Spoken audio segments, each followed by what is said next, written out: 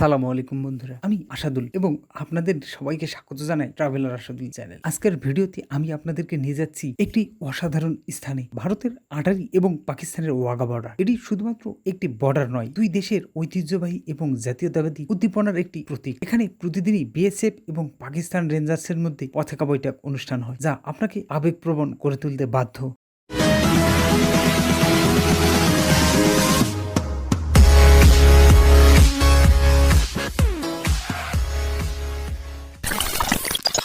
দুই দেশের মধ্যে সুসম্পর্ক যেমন বোঝাপড়া ও সহযোগিতার উপর ভিত্তি করে গড়ে ওঠে, তেমনি একজন ছেলে বা মেয়ের মনের কথা যখন সাহসের সঙ্গে ব্যক্ত করে, তখন সেই সম্পর্ক ভালোবাসার মজবুত বন্ধনে আবদ্ধ হয়। সম্পর্কের মূল চাবিকাঠি হলো বিশ্বাস ও সৎ যোগাযোগ। আপনি যদি অমৃতসর থেকে আটারি বর্ডারে যেতে চান, তবে আপনার জন্য সবচেয়ে সহজ উপায় হলো ট্রেন। অমৃতসর থেকে আটারি স্টেশনে সরাসরি একটি লোকাল ট্রেন রয়েছে, যা মাত্র 30 রুপি ভাড়ায় আপনাকে বর্ডারে পৌঁছে দেবে। এছাড়াও আপনি বাস বা ট্যাক্সি ব্যবহার করতে পারেন। ট্রেন যাত্রাপথের 4টি ছোট স্টেশন পেরিয়ে গেলেই পৌঁছে যাবেন আটারি বর্ডারে। সেখানে এই সীমান্তের মহত্ব ও ইতিহাস আপনাকে মুগ্ধ করবে।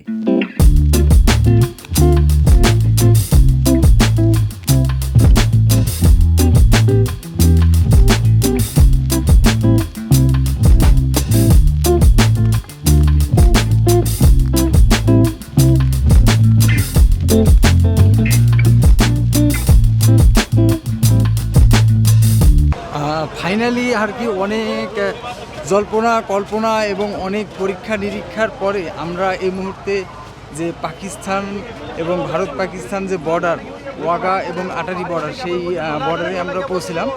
তো আসলে ইন্ডিয়ান সাইডের নাম হলো আটারি আর পাকিস্তান সাইডের নাম হলো ওয়াঘা। তো এই মুহূর্তে ভিআইপি পাসের জন্য বা ফরেনার, যেহেতু আমি, তো ফরেনারদের জন্য আলাদা একটা পারমিট আছে বা আলাদা স্পেশাল লাইন আছে, সেটা নাকি বর্ডারের ভিতরেই তারা করে দিবে। আর এই মুহূর্তে যে রাস্তাটা আছে ওই পাশে, ওই রাস্তাটা দিয়ে আমাদের সেই বাংলাদেশের কুমিল্লার আলিফ মাহমুদ ভাই, যিনি সৌদি আরব গেছেন হজের জন্য, উনি আসলে এই বর্ডার পার হয়ে গেছেন।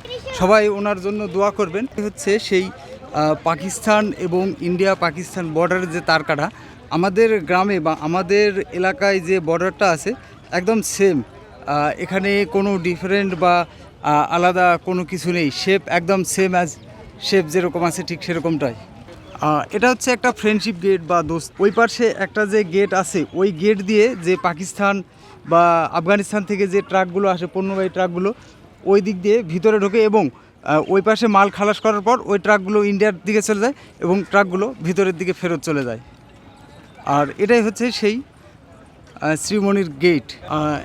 এই ওয়াঘা বর্ডার পর্যন্ত পৌঁছার, এই যে রোদে একদম পোড়া পোড়া অবস্থা, 3টার সময় বর্ডারে এন্ট্রি করা হয় বা ঠিক 3টা বাজার পরেই কিন্তু এই চেক ইন গেটটা খোলা হয়। এর আগে কোনোভাবেই এই চেক ইন গেটটা খোলা হয় না। রোদ্রের মধ্যে আমরা বেশ কিছুক্ষণ দাঁড়িয়েছিলাম এবং অনেকক্ষণ আর কি আমাদেরকে ওখানে রাখা হয়েছিল। আমাদের সেই কাঙ্ক্ষিত বর্ডার। তো কথা হচ্ছে একদম বর্ডারে গিয়েই। বর্ডারের পতাকা বৈঠক দেখতে যাওয়ার জন্য আপনাকে আগাম পারমিশন বা অনুমতি নিতে হবে। এর জন্য আপনাকে যেতে হবে বিএসএফ এর অফিসিয়াল ওয়েবসাইটে। আবেদন করতে আপনার নাম, হোটেলের ঠিকানা, পাসপোর্ট নাম্বার, আনুষঙ্গিক কিছু তথ্য প্রয়োজন হবে এবং যাত্রার তারিখ নির্ণয় করতে হবে। আবেদনটি সময় মতো করতে পারলে আপনি অনায়াসে এই অভিজ্ঞতা নিতে পারবেন। লিঙ্কটি আমি ডিসক্রিপশনে দিয়ে রেখেছি, যাতে আপনারা সহজেই আবেদন করতে পারেন।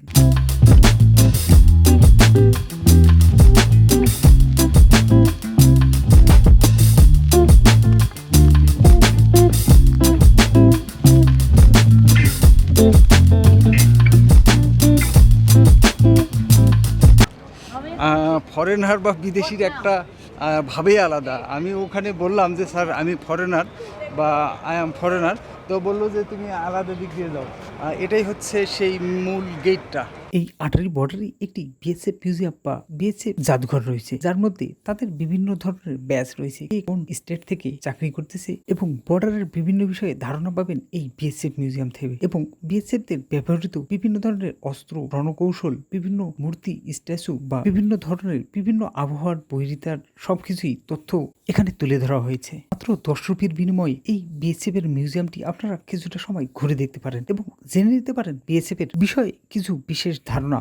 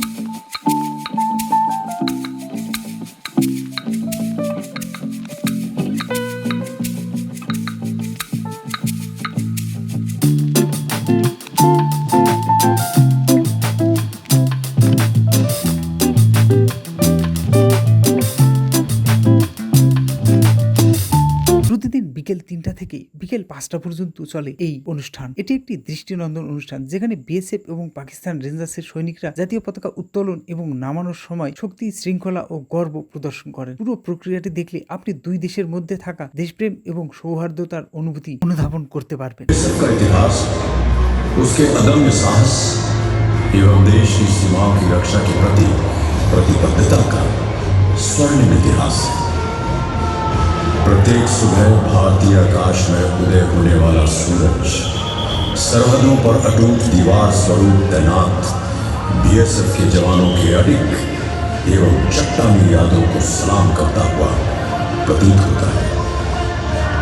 1 दिसंबर 1965 को बीएसएफ की स्थापना हुई और भारतीय सीमाओं को एक ऐसा प्रहरी प्राप्त हुआ जिसकी सदैव चौकन्ना निगाहों ने भारतीय सीमाओं को अभेद दीवार में परिवर्तित कर दिया है। इतिहास गवाह है कि बीएसएफ के जवानों ने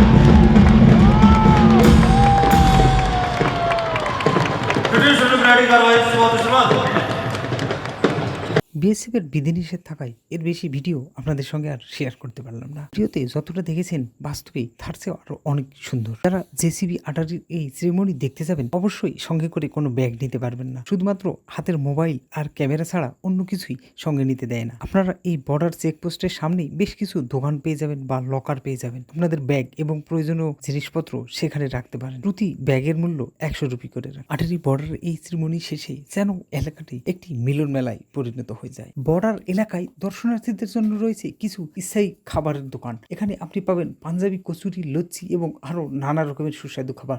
এছাড়াও বর্ডারের ভিতর ও বাইরে রয়েছে পর্যাপ্ত পানীয় জল এবং বিশ্রামের সুব্যবস্থা। এখানে আপনি নির্ভয়ে সময় কাটাতে পারবেন। সবচেয়ে বড় বিষয় হলো এই পারমিটটা, এই 18 বর্ডারের যে চেকপোস্টের সেরেমনির যে পারমিশনটা, এটা অনলাইনে পাওয়া যায়।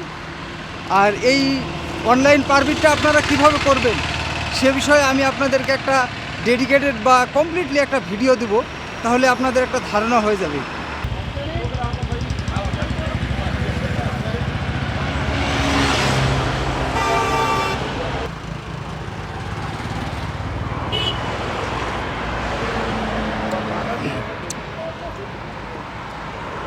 একদম খাঁটি কমলার জুস।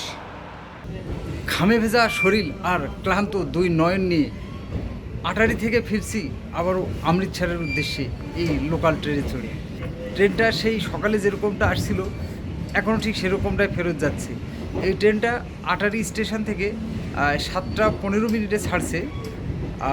আর ট্রেনটা এই মুহূর্তে ঠিক আমি সকালে যেরকমটা দেখিয়েছিলাম এখনও ঠিক সেরকমটাই, একদম পুরো একটা ফাঁকা ট্রেন। ট্রেনটা ঠিক যারা রিল্যাক্সিবিলিটির জন্য চান, যে রিল্যাক্সিবিলিটি করে জার্নি করবেন, এই ট্রেনটা আমার মনে হয় তাদের জন্যে। কারণ এই ট্রেনটাতে না কোনো যাত্রীর চাপ আমি দেখিনি সকালে। আবার আটারি বর্ডার ভ্রমণ শুধু একটি ভ্রমণ নয়, এটি একটি অভিজ্ঞতা যা আপনাকে জাতীয়তাবাদের প্রতি আরও শ্রদ্ধাশীল করে তুলবে। আপনাদের এই ভ্রমণকে আরও স্মরণীয় করতে কিছু টিপস: আসার সময় জাতীয় পরিচয়পত্র বা পাসপোর্ট আনতে ভুলবেন না এবং সূর্যাস্তের কিছু আগে পৌঁছানোর চেষ্টা করুন যাতে পুরো অনুষ্ঠানটি ভালোভাবে দেখতে পারেন। এই ভিডিওটি যদি আপনাদের ভালো লেগে থাকে তাহলে লাইক, শেয়ার এবং সাবস্ক্রাইব করতে ভুলবেন না। আমি আশাদুল ফিরে আসবো নতুন ভিডিও নিয়ে।